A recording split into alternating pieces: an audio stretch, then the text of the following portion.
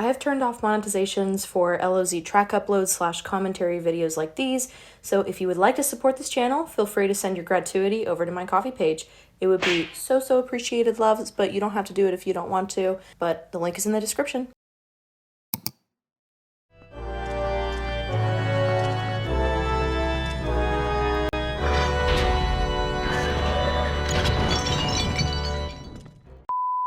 Hi guys! Oh my god.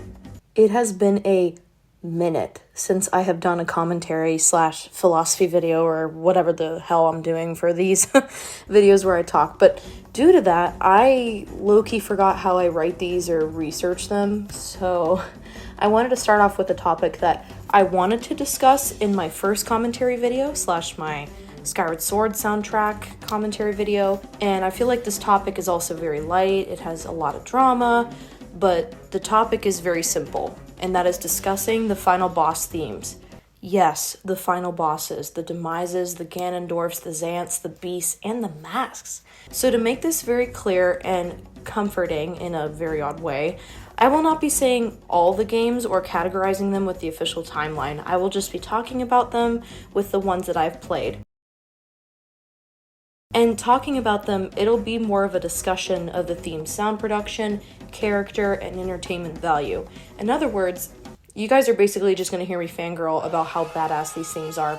Oh my goodness, I love this question! So without further ado, let's listen.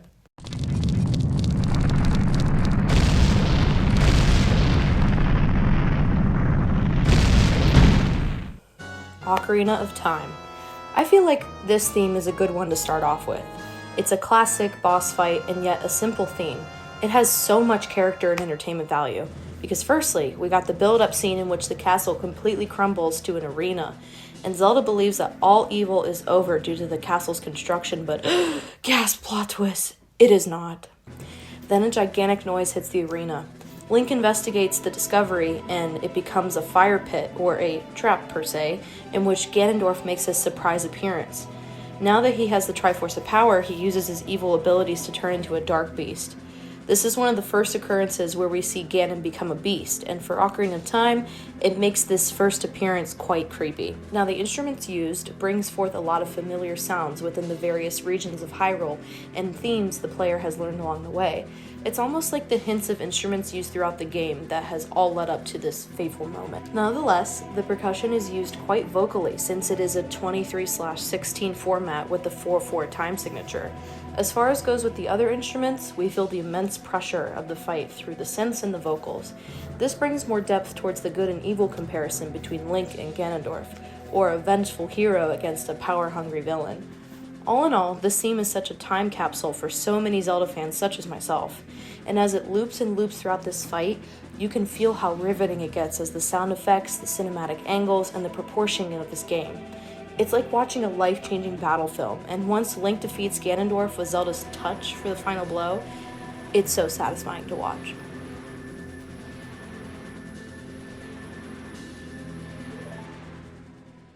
Hey everyone, this is Editing Me speaking.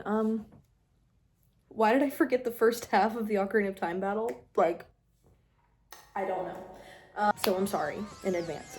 Just, if you want my proper opinion, all I gotta say is it's really basic, it's really simple, the theme is a sleigh, it's very classic Zelda coded, and if you want to look it up yourself, I have the link in the description. I'm so sorry, let's keep going. Breath of the Wild. Now, the final boss fight for this one is interesting because it's an open world concept with so many forms of Ganon. There are also 2 variations with another final boss theme, so let's start with the character value first. For character value, we obviously have the build-up where Link sees the once-beloved Hyrule Castle, all dilapidated, and Zelda is trying to hold her light power from Ganon destroying all mankind. But once Link enters the Sanctum with a complete memory of what happened 100 years ago, it becomes so raw with the entertainment value. The seal breaks, the floor falls into oblivion, and the eerie organ/choir music sets the scene. In comparison to the other Ganon forms, this one has got to be the most terrifying. He is tall, has lots of legs, full of deathly power, and can take on many forms. But from the Dark Beast Ganon such as Twilight Princess or Ocarina of Time, Breath of the Wild's Dark Beast form is not as scary. Regardless, the Calamity Ganon fight is petrifying, along with the echoes of the choir and the percussion instruments as he builds him up towards the fight.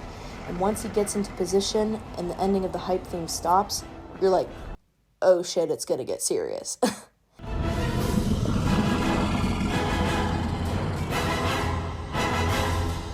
For the Phase 1 theme, it's slow, tempo-wise, but it has quite a boisterous sound.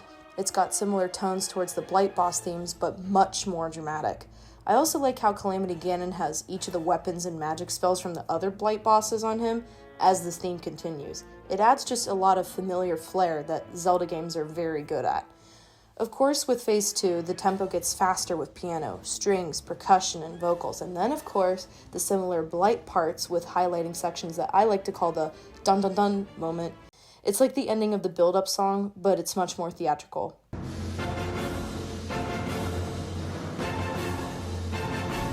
And then when the ending actually hits, it perfectly loops back to the beginning with the orchestral and choir hits. And then there's a gong to keep instigating in the fight. But there is yet the Dark Beast Ganon theme to discuss, so let's get into that one.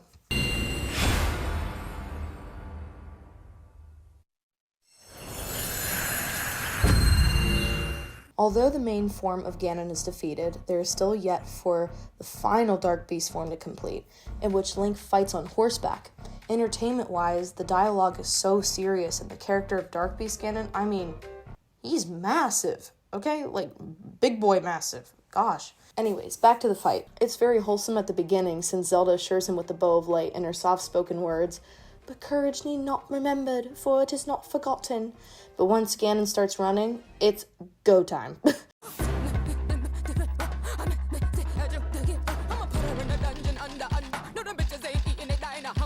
So for the theme, it's very unexpected. It's got more of a synthetic melody with a saw bass being the start with some percussive elements. And as the fight moves forward, the upbeat rhythm of the piano chimes in, sounding like a chase is ensuing.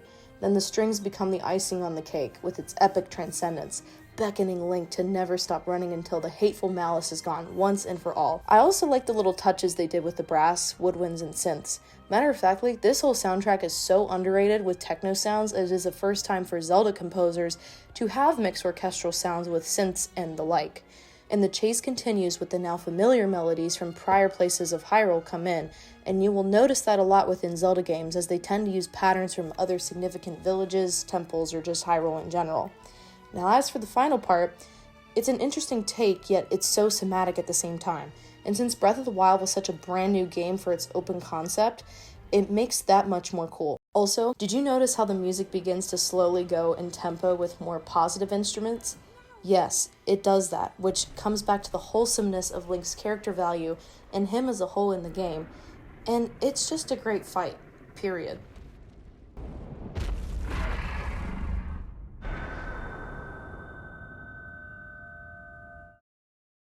Majora's Mask. Okay.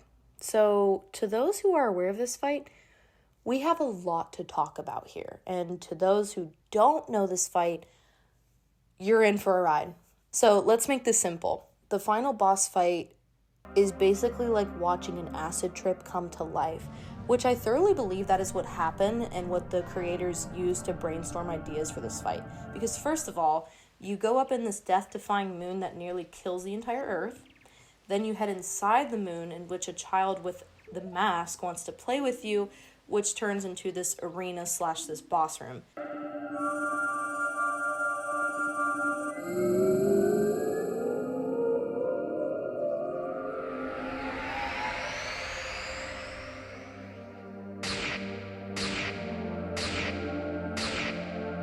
So yeah, the character and entertainment value is insanely packed with off-the-wall trippiness and insanity. Now let's analyze this further. The first phase we have is the regular Majora's Mask fight.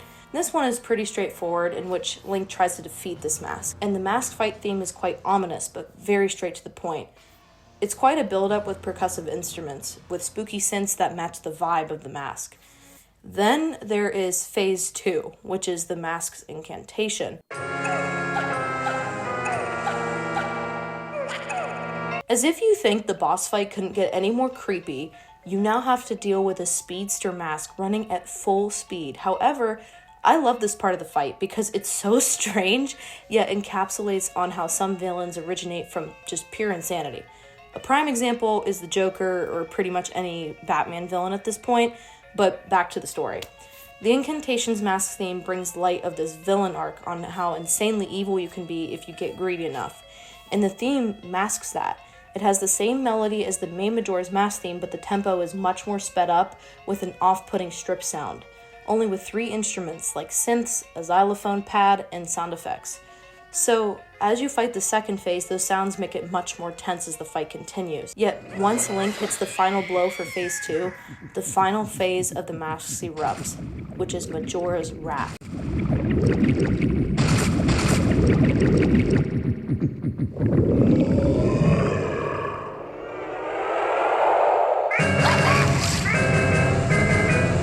Now that we have the insane asylum of this arena and this insane mask, we now have the pure source of evil, which is the Wrath. Now for the fight theme, it's also super extreme and is predictable within the dynamics. It's as if you know that this final form and the moment of truth to see if Link can save humankind is actually once and for all now. It starts off with more percussion and very familiar synths used in Ocarina of Time. Then the main melody comes into play to mesh with the other rigid sounds. And the sound effects of this final form of the mask are also scary as hell. And if you are not quick enough, you will die quite fast. And oh, the moon is falling too, so time is running out. So let's just hurry up this fight. It would be like super chill. All in all, I will say Nintendo did such a good job at making this final part of the boss fight so good. And the last part where the mask finally dies is so satisfying to watch. And the fact that they made this game within 2 years is crazy to me. So yes, great boss fight, but prepare yourself for some trippy and acid-like stuff.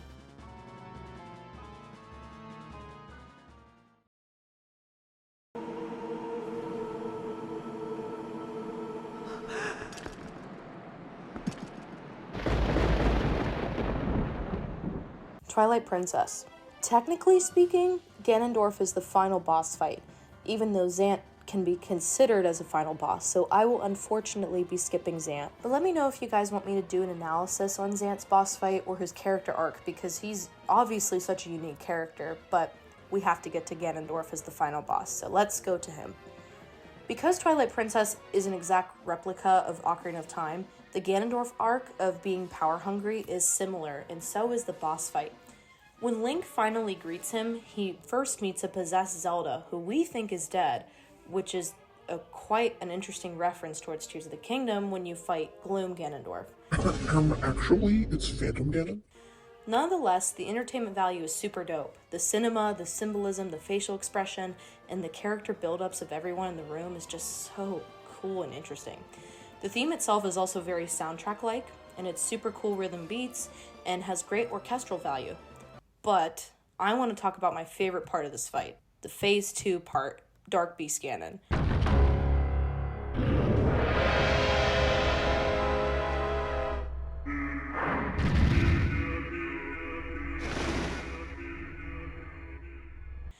This is where we see the Ocarina of Time reference towards the second boss fight phase. Only this time with Twilight Princess, it has more depth, and there's also Wolf Link. So they both be getting the dogs in them, bro. Sorry, I thought that would work in the script, and it just sounded really bad now that I'm saying that out loud. Anyways, a lot of Zelda fans get really creeped out by the vocalization of this theme. But as for me, I really like it. The track panning is so interesting because you have the melody in one ear and the creepy vocals in the other, alongside with the trumpet-like synths. It's just so cool. Then there is a hype part with just drums to continue the fight. And lastly, there's the part I like to call the non-scary part. It's when Ganon uses the realms of Twilight or when he is not present. The sounds are more light with the same tempo in the drums, but now it has a sitar and strings, which means the creepy vocals represent the beast of Ganon. So if you ever think this theme is quite scary, listen to the OST itself. You might end up liking it how I do, except for me, I get a little bit too turned, so if you ever see me on the dance floor with that song, babes, I will get crunk.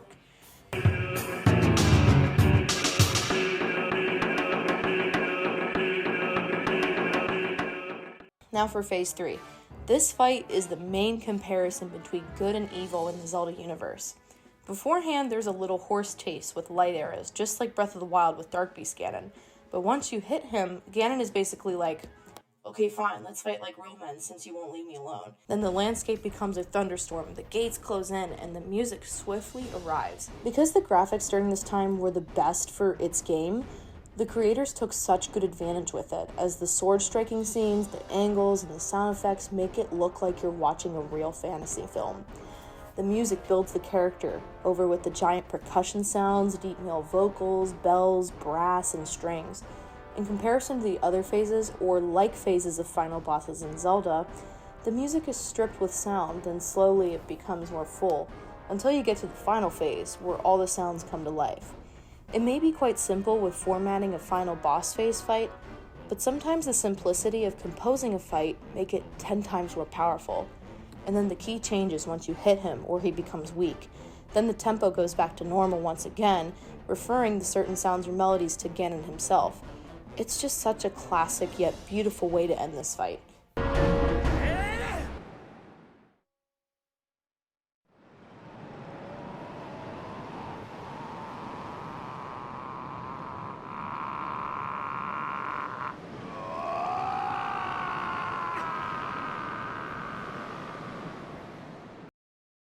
And last but not least, we have Skyward Sword. With this game being my all-time favorite and it being the birth of the Zelda timeline, the final boss becomes all the more intense. It creates this situational irony in which you will know it will happen for generations and descendants of Link to come, but as you play it and you hear the build-up, it's so intense. Character value, the room is very ominous at first sight, and Demise is present. His back is towards Link, and his dialogue is all the more threatening, which brings forth the production value in this fight. The instruments start off with a timpani and a lightly eerie synth, then the strings crescendo in very slowly, and you could feel the air get heavy as Demise states curses such as, "The hate for the gods has boiled in my veins," but Link stands strong and brave, like a David and Goliath character arc, as the key of the music starts to change. And then once Demise says these words, the tempo begins to pick up, hyping the build-up of the fight. And then once he swiftly moves his hand to the right, the entertainment value comes into play. The room turns into a dark orange, fulfilling the room with complete darkness and evil. And Link has yet to fight, but is completely ready for this life-changing moment. Then with two swords ready for one winner, the fight begins.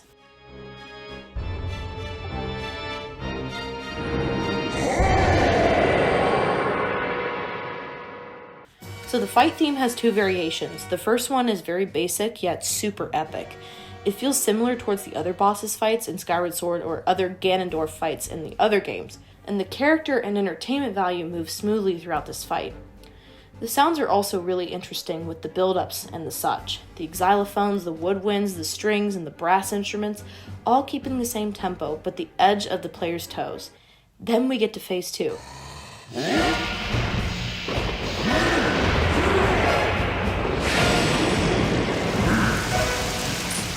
The key changes, the room changes, the cliffhanger rises, and so the music persists this time with the choirs and the lightning strikes getting all the more terrifying.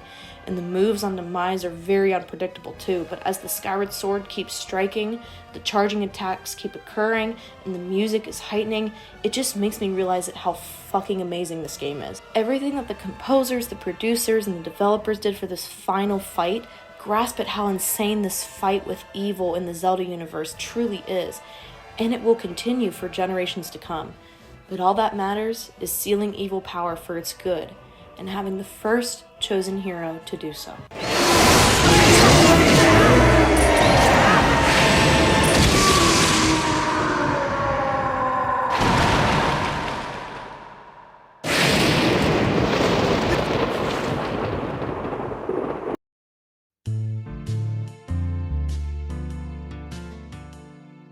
So that's it.